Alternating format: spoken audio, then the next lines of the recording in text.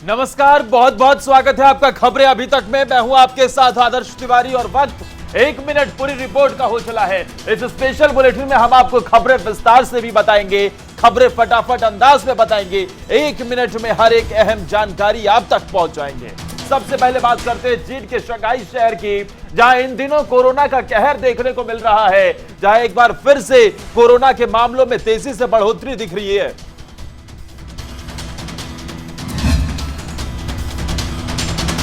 एक बार फिर चीन में कोरोना संक्रमण का खतरा बढ़ गया है, जहां एक बार फिर से कोरोना के मामले बढ़ रहे हैं। राष्ट्रीय स्वास्थ्य आयोग का कहना है कि चीन में एक दिन में 3,400 से अधिक नए मामले सामने आए और इसके अलावा अब तक 20,700 ऐसे मामलों का भी पता चला जिन मरीजों में कोरोना के कोई लक्षण नजर नहीं आए। संक्रमण के अधिकतर मामले शंघाई से आए, जहाँ पिछले 2 सप्ताह से महामारी को काबू में लाने के लिए लॉकडाउन जारी है। वहीं स्थानीय लोगों में भोजन और स्वास्थ्य सेवाओं की आपूर्ति को लेकर असंतोष बढ़ता जा रहा है। ऐसे में शहर में पहले ही कोरोना संक्रमण की जांच के लिए कई दौर के परीक्षण किए जा चुके हैं। साथ ही संक्रमितों के इलाज के लिए अस्थायी अस्पताल बनाए जा चुके हैं। गौरतलब है कि चीन के वुहान से 2019 में कोरोना का पहला मामला सामने आया था। बाद में कोरोना संक्रमण ने वैश्विक महामारी का रूप ले लिया था। अब एक बार फिर यह उसी क्षेत्र में इतनी तेजी से कोरोना बढ़ रहा है, जबकि बाकी दुनिया ने कोरोना वायरस को लगभग नियंत्रित कर लिया है।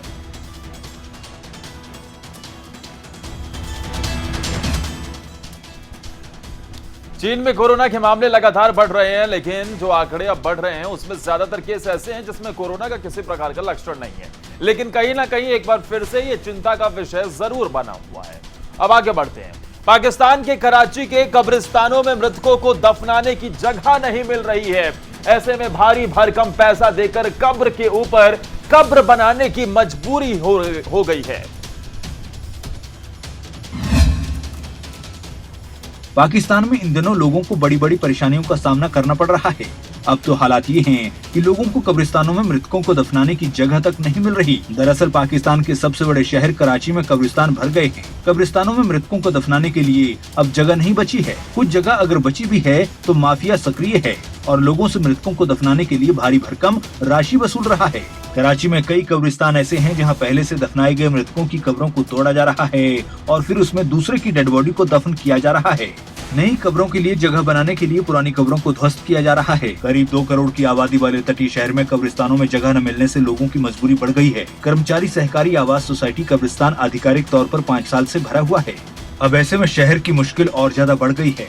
अब आने वाले दिनों में देखना होगा कि इस समस्या का क्या समाधान कराची प्रशासन की ओर से निकाला जाता है। लेकिन ये बात तय है कि इस समस्या का समाधान जल्द ही निकालना होगा, क्योंकि अगर शहर में ऐसा ही हाल रहा तो मुश्किल दिन ब दिन और बढ़ती जाएगी। वाकई परेशानी हैरान कर देती है, लेकिन आखिर ऐसा क्यों हो रहा है और आखिर कब्रिस्तान को लेकर जगह क्यों नहीं है, ये सवाल भी खड़े होते हैं। उधर दक्षिण अफ्रीका के डरबन शहर में बाढ़ का प्रकोप देखने को मिला है, जहां लगातार हो रही बारिश के कारण शहर में त्रासदी की स्थिति है। दक्षिण अफ्रीका के डरबन शहर और पूर्वी क्वाजुलू नेटल प्रांत में भारी बारिश और बाढ़ से जनजीवन अस्त व्यस्त हो गया। इस बाढ़ के प्रकोप के चलते अब तक 340 से ज्यादा लोगों की मौत हो चुकी है। ऐसे में पूर्वानुमान लगाया जा रहा है कि आने वाले दिनों में तूफान के साथ बारिश जारी रह सकती है। लगातार हो रही बारिश की वजह से प्रांत में त्रासदी की स्थिति है। मकान ढह रहे हैं, कई इमारतें भी क्षतिग्रस्त हुई हैं और कई महत्वपूर्ण सड़कें बह गई हैं। साथ ही अधिकारियों का कहना है कि आने वाले दिनों में मृतकों की संख्या और भी बढ़ने की आशंका है, क्योंकि अभी कई परिवार लापता हैं।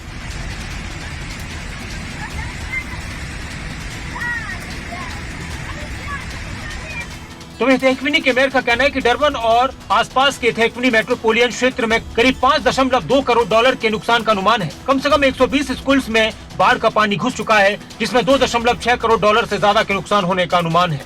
इन कारणों से प्रशासन ने प्रांत में स्कूलों को अस्थायी रूप से बंद कर दिया है।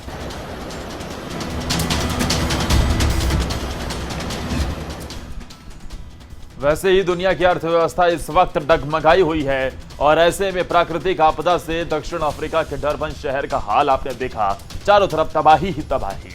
उधर हरियाणा को खालिस्तान में तब्दील करने की खालिस्तानी आतंकी गुरपतवंत सिंह की पन्नू ने धमकी दी है, जिसके बाद हरियाणा के गृह मंत्री अनिल विज ने एक्शन लिया और हरियाणा के डीजीपी को कार्रवाई के आदेश दिए हैं।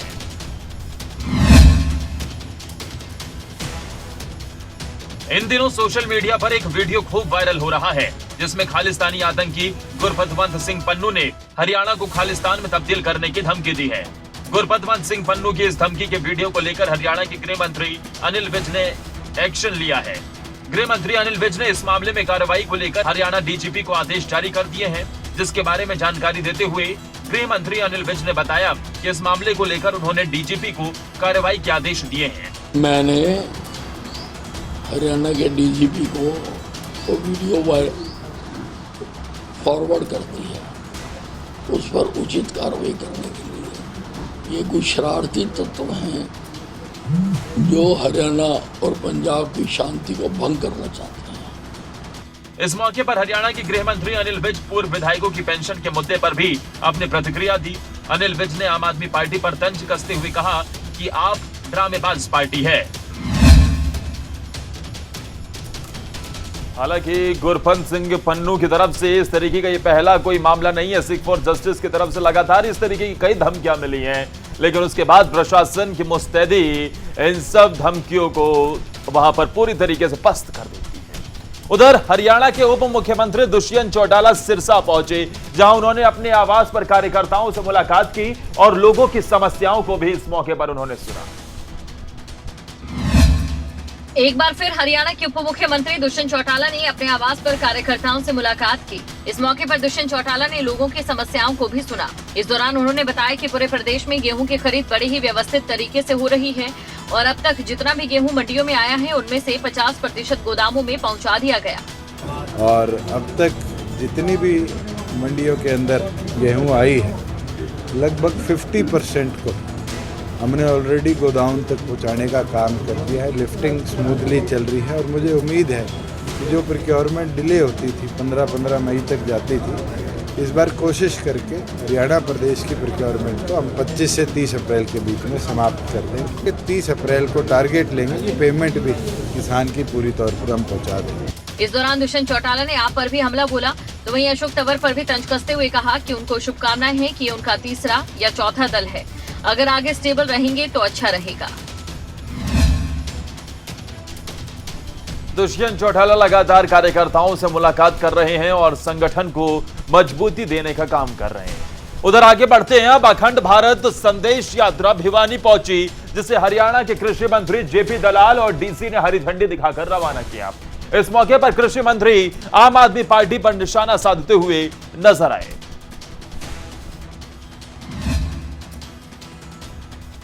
हरियाणा और पंजाब के बीच सियासी घमासान जारी है। हरियाणा के कृषि मंत्री जेपी दलाल ने इसे पंजाब के स्वाभिमान से जोड़ते हुए कहा, पंजाब के लोग रिमोट से चलने वाली सरकार पसंद नहीं करेंगे। कृषि मंत्री जेपी दलाल ने कहा, जनता तय करेगी कि शिक्षा, स्वास्थ्य, रोजगार और विकास को लेकर कौन अच्छा काम कर रहा है। इसके साथ ही कुश्ती को राष्ट्रमंडल खेलों से बाहर करने पर उन्होंने कहा, इस बारे में सरकार और एसोसिएशन को दोबारा शामिल करने के प्रयास करने चाहिए। कभी चंडीगढ़ तो कभी एसवाईएल और कभी केजरीवाल द्वारा पंजाब के अधिकारियों की बैठक लेने पर सियासी वाद चरम पर है। ऐसे में देखना होगा पंजाब और हरियाणा के बीच छिड़ी ये सियासी जंग क्या रंग लेती है। कोई भी प्रदेश ये स्वीकार नहीं करेगा कि उसकी मुख्यमंत्री की पोजीशन कंप्रोमाइज हो, और पंजाब जैसा प्रदेश जो इतना देशभक्त है, स्वाभिमानी है, रिमोट से सरकार जो चलाने चाहेंगे उसको स्वीकार नहीं करेगा।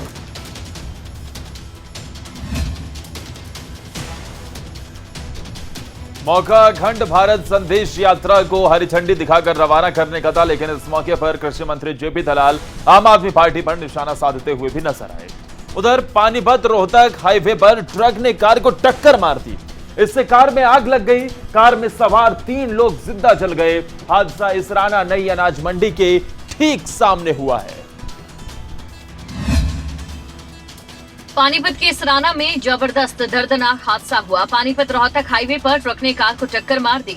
इससे कार में आग लग गई। कार में सवार 3 लोग जिंदा जल गए। इसमें एक 8 साल का मासूम सहित अन्य 2 लोग भी थे। कार चालक पानीपत से गोहाना की तरफ जा रही थी। इसराना अनाज मंडी के पास तेज रफ्तार ट्रक ने कार को टक्कर मार दी। टक्कर लगने के बाद अचानक कार में आग लग गई। कार में आग लगते ही इसराना अनाज मंडी और आसपास के लोग बुझाने के लिए दौड़े। लोगों ने शोर मचाया, लेकिन कार में सवार लोग बाहर नहीं निकल पाए। कोई कुछ समझ पाता तब तक आग ने कार को पूरी तरह से अपनी चपेट में ले लिया। सूचना पुलिस और दमकल को दी गई। कार में आग देखकर आसपास हड़कंप मच गया। आग को बुझाने के बाद लोगों ने कार को किसी तरह से तोड़ा। शव इतने बुरी हालात में थे कि उनकी पहचान कर पाना भी मुश्किल नजर आ रहा था।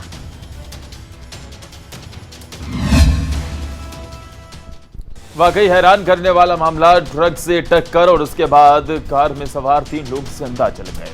उधर जश हत्याकांड में तीनों महिला आरोपियों की रिमांड खत्म हो चुकी है। शनिवार को एसपी जश के हत्या के कारणों का खुलासा करेंगे।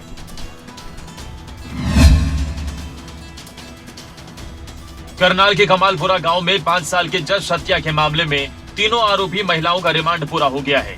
तीनों को कोर्ट के आदेश पर न्यायिक हिरासत में भेज दिया गया है। इंस्पेक्टर मोहन लाल ने बताया, अभी कोई अन्य आरोपी बाकी नहीं है। पुलिस की जांच पूरी हो चुकी है। तीनों आरोपियों का आगे रिमांड नहीं मांगा गया। एसपी शनिवार को हत्या के कारणों का खुलासा करेंगे। रिमांड के बाद हमने इनको पेश किया है जुडिशियल रिमांड के लिए। जी, इनको जेल भेज देंगे। कितने 14 दिन के लिए? 14 दिन के लिए। हमने तो उसके बाद ही जैसे 3-4 दिन के बाद जब इसने अंजलि ने सब कुछ मान ही लिया था, हमने तो सभी को बता ही दिया था कि अंजलि ने सब कुछ किया है। उसके बाद सीनरी क्रिएट करवाया था। जांच अधिकारी ने यह भी बताया कि उसके पति ने पुलिस को यह बताया था कि अंजलि ने जश को मारने के बाद खुद सुसाइड करने का प्रयास किया था। सूत्रों के मुताबिक हत्या का कारण कुछ और नहीं बल्कि अंजलि का साइको होना है। एसपी गंगाराम पुनिया ने कहा है कि पूछताछ पूरी हो चुकी है। जल्द ही पूरे मामले को स्पष्ट कर दिया जाएगा। आखिरकार हो सकता है कल जब एसपी की तरफ से प्रेस कॉन्फ्रेंस कर जानकारी दी जाए तो इस पूरे मामले का खुलासा हो सके। लेकिन फिर भी अभी भी परिवार वालों की तरफ से परिवार वाले इस जांच से संतुष्ट नहीं है और खासतौर पर जो साइको वाला एंगल निकलकर सामने आया है उसे लेकर। उधर फतेहाबाद में डायल 112 से एक बार फिर से महिला की जान बच गई। महिला के बेटे ने बताया कि 5 लोगों ने जहर पिलाया, जिसके बाद महिला के बेटे ने डायल 112 पर कॉल किया और पुलिस मौके पर पहुंच गई। फतेहाबाद के गांव कुकड़ावाली में खेतों में मिली जहर पीड़ित महिला के मामले की परतें खुलने लग गई हैं। हेल्पलाइन डायल 112 पर फोन कर मदद मांगने वाला पीड़िता का बेटा मीडिया के सामने आया और उसने पूरे घटनाक्रम की जानकारी दी। बेटे ने बताया कि महिला खेत में काम कर रही थी। इस दौरान 5 लोग वहां आए, उसकी मां के साथ मारपीट की। उन लोगों ने उसकी मां को पकड़कर जबरदस्ती जहरीला पदार्थ पिलाया और फरार हो गए। घटना के बाद उसने हेल्पलाइन नंबर 112 पर फोन कर मदद मांगी थी। जी, कल 5 बंदे आए थे, 3 पुरुष थे, 2 लेडीज थी और वो आए तो मैं देख के चुप गया और वो मेरी मम्मी के साथ मारपीट करने लगे। फिर ना मेरी मम्मी का मुंह पीट के जहर दे दिया। फिर मैंने ना 112 नंबर पे डायल किया तो पुलिस मौके पे पहुंच गई और मेरी मम्मी को ले गई। महिला की जान बच गई। मामले में पुलिस ने पीड़िता की शिकायत के आधार पर 5 लोगों के खिलाफ मामला दर्ज कर लिया। शिकायत में महिला ने बताया कि उनका आरोपियों के साथ कोई जमीनी विवाद था जो कि कोर्ट में विचाराधीन है। एक बच्चे की सूझबूझ और पुलिस की मुस्तैदी, एक महिला की जान बच गई। उधर सोनीपत में 10वीं 12वीं की परीक्षा के दौरान दूसरे छात्र की जगह पेपर देने के मामले में 3 परीक्षार्थियों समेत 6 पर मामला दर्ज हुआ है। 1 मिनट की इस रिपोर्ट में पूरा मामला समझिए। सोनीपत में मॉडल टाउन में राजकीय स्कूल में हिंदी के पेपर में दूसरे से परीक्षा दिलवाने के मामले में 3 परीक्षार्थियों समेत 6 पर मामला दर्ज हुआ है। मामले में 12वीं और 10वीं कक्षा के परीक्षार्थियों के हिंदी के पेपर में दूसरे की जगह पर बैठे हुए 3 युवकों को पकड़ा गया था, जिसके बाद वो तीनों युवक मौके से फरार हो गए थे। जांच अधिकारी ने बताया कि मॉडल टाउन स्थित राजकीय स्कूल के सुपरिटेंडेंट मनमोहन ने शिकायत दी है कि तीनों परीक्षार्थियों का हिंदी का एग्जाम था और इनकी जगह 3 अन्य युवक एग्जाम देते हुए पकड़े गए। की जगह दूसरे बच्चे पेपर दे रहे थे, जिसमें साहिल, अभिषेक त्यागी और पवन कुमार है। 2 बच्चे +2 के हैं और 1 बच्चा मैट्रिक का है। तीनों हिंदी का पेपर था तो दूसरे बच्चे की दूसरा पेपर दे रहा था। तो 3 बच्चे अननोन है, वो अभी 26 का विषय है, उसमें देख लिया जाएगा। शिकायत के बाद 6 के खिलाफ मामला दर्ज किया गया। फिलहाल सभी फरार हैं। गिरफ्तारी के लिए टीम गठित कर दी गई। जल्द ही गिरफ्तार कर लिया जाएगा, ये कहना पुलिस का है। नकल का ऐसा खेल जिसका खुलासा भी और अब इसमें गिरफ्तारियां भी हुई हैं, केस भी दर्ज कर लिया गया है। पुलिस की मुस्तैदी भी देखने को मिली है। उधर फतेहाबाद में फूड सेफ्टी विभाग एक्शन मोड में है। विभाग ने वीरवार को दिन भर शहर में अलग अलग स्थानों पर छापेमारी की, जिसमें विभाग को कई जगह अनियमितताएं मिली।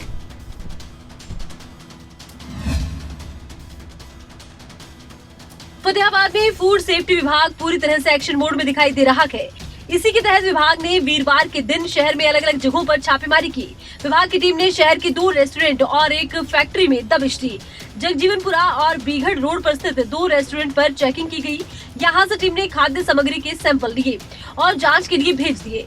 वहीं दूसरी ओर माजरा रोड पर बच्चों के लिए खाद्य सामान बनाने वाली फैक्ट्री पर भी दबिश दी गई। इस दौरान विभाग को कई अनियमितताएं देखने को मिली। विभाग की कार्रवाई देर रात तक चलती रही। अब विभाग ने सैंपल लेकर जांच के लिए भेज दिए हैं और जांच के बाद जो रिपोर्ट आएगी उसके आधार पर विभाग आगे की कार्रवाई करेगा। आपको बता दें, शहर में मिलावटखोरी का धंधा जोर शोर से फल फूल रहा है। यही वजह है कि विभाग भी सख्त कार्रवाई कर रहा है ताकि मिलावटखोरों को उनके किए की सजा मिल सके और वो दोबारा इस तरह के कार्यों में लिप्त न हो। ऐसे में ऐसा काम करने वाले लोगों को ये जरूर समझ लेना होगा कि अब उनकी खैर नहीं। हरियाणा में बीते दिनों से लगातार मिलावटखोरी का ये धंधा चल रहा है और इसे देखते हुए फूड सेफ्टी विभाग पूरी तरीके से एक्शन मोड में है। इस तरीके की कार्रवाई की गई है। उधर फरीदाबाद में इन दिनों जैसे हालात नजर आ रहे हैं, उसे देखने के बाद ऐसा लग रहा है कि जिले में सर्च अभियान चलाया जाना चाहिए ताकि इस बात का पता लगाया जा सके कि जिले में कितने सीवरेज और मेन होल ऐसे हैं जो हादसों को न्योता दे रहे हैं, जिनकी ओर नगर निगम का कोई ध्यान नहीं है। अक्सर लापरवाही किसी की होती है, शिकार कोई बनता है। मामला है फरीदाबाद का, जहां नगर निगम की लापरवाही के चलते एक और हादसा हुआ। हादसा ऐसा कि जरा सी देरी से किसी मासूम की जान जा सकती थी। दरअसल फरीदाबाद के NIT पार्क से सामने आया दिल दहला देने वाला एक हादसे का CCTV, जिसमें एक 5 साल का छोटा सा बच्चा गली में खेल रहा है। बच्चा आगे बढ़ता है और खुले मेन होल को नहीं देख पाता और खुले मेन हॉल में लड़खड़ाकर जा गिरता है। आसपास बच्चे को देखने वाला कोई नहीं था और बच्चे का दम घुट रहा था। हालांकि गनीमत ये रही कि तभी एक बाइक सवार वहां से गुजरा, जिसकी नजर बच्चे पर पड़ी। बाइक सवार ने बाइक को रोका और दौड़कर बच्चे को मेन हॉल से बाहर निकाला, जिसके चलते बच्चे की जिंदगी बच गई। अगर जरा सी देर होती तो बच्चे की जान जा सकती थी।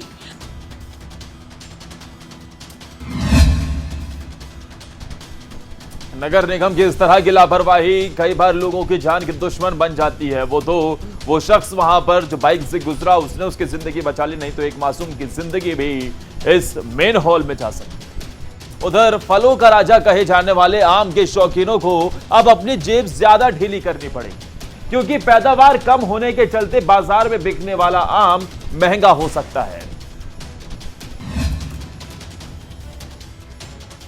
आम के बागों में 2 तरह का कीड़ा लगने से पैदावार काफी कम हुई है। प्रदेश में पंचकुला अंबाला के साथ यमुनानगर जिले में सबसे ज्यादा आम की पैदावार होती है और विभाग की ओर से इन तीनों जिलों को किसानों को ज्यादा सचेत रहने की भी सलाह दी गई है। यानी अब आम के मिठास पर खतरा पैदा हो सकता है, क्योंकि आम के पेड़ पर हमला करने वाले कीड़े पैदा हो गए हैं, जो कि आमों की टहनियां पौधों से रस चूसते रहते हैं और वो पत्तियां धीरे धीरे सूखने लगती हैं, जिससे आम पेड़ से नीचे गिर जाता है। लेकिन इसकी रोकथाम के लिए आमों के बाग लगाने वाले किसानों को यही सुझाव दिया गया है कि वो समय रहते इसमें कीटनाशक दवाइयों का स्प्रे करें, तो इससे छुटकारा पाया जा सकता है। यमुनानगर की बात की जाए तो यहाँ 6000 हेक्टेयर आम का क्षेत्र है, लेकिन यहाँ पर एक मुख्य समस्या ये आ रही है कि बाग काफी पुराने हो चुके हैं। और इसकी यदि हम रोकथाम की बात करें तो मैं सब किसान भाइयों से सुझाव दूंगा। इसके लिए एक मेलाथियोन दवाई आती है, 500 मिलीलीटर मेलाथियोन 500 लीटर पानी में मिला के इसका स्प्रे करें और इससे आप छुटकारा पा सकते हैं। यानी कि इस बार आम महंगा हो सकता है और उसके लिए ज्यादा दाम चुकाने भी पड़ सकते हैं। उधर डबुआ सब्जी मंडी में आड़तियों में जमकर लात घूसे चले, झगड़े की पूरी वारदात CCTV में कैद हो गई। फरीदाबाद की डबुआ सब्जी मंडी में आड़तियों के बीच जमकर मारपीट हुई। आरोप पर चाकू मारने का भी है। घटना की सीसीटीवी में कैद तस्वीरें अब फरीदाबाद में खूब वायरल हुई है। सीसीटीवी में कैद इन तस्वीरों को जरा गौर से देखिए, किस तरह से एक पक्ष दूसरे पक्ष को उन्हीं के ऑफिस में घुसकर बुरी तरह से पीट रहा है। इन तस्वीरों से अंदाजा लगाया जा सकता है कि दुकान में घुसकर मारपीट करने वाले लोगों के हौसले कितने बुलंद हैं। ना तो इन्हें पुलिस का खौफ था और ना ही मरने मारने का।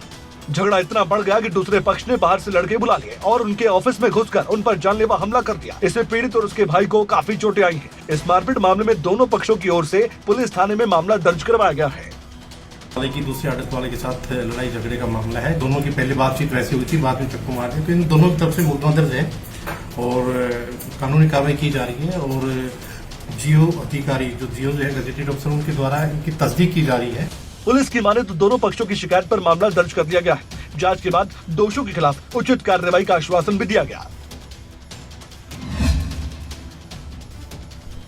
छोटे छोटे विवाद के मामले इतने बढ़ जाते हैं कि मारपीट, और वो भी इस कदर कि एक दूसरे की जान के दुश्मन बन जाते हैं। उधर सोनीपत के गोहाना बाईपास पर स्थित एक शोरूम में अज्ञात कारणों के चलते भयंकर आग लग गई और देखते ही देखते शोरूम में रखा सारा सामान जलकर खाक हो गया।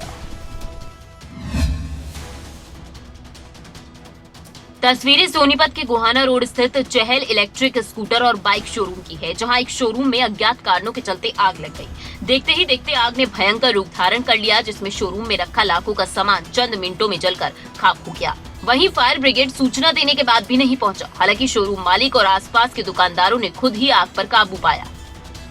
वहीं शोरूम मालिक प्रदीप चहल ने कहा कि कई बार फायर ब्रिगेड को फोन किया, लेकिन कोई भी फायर गाड़ी नहीं पहुंची। अब जांच में पता चल पाएगा कि आग किन कारणों से लगी।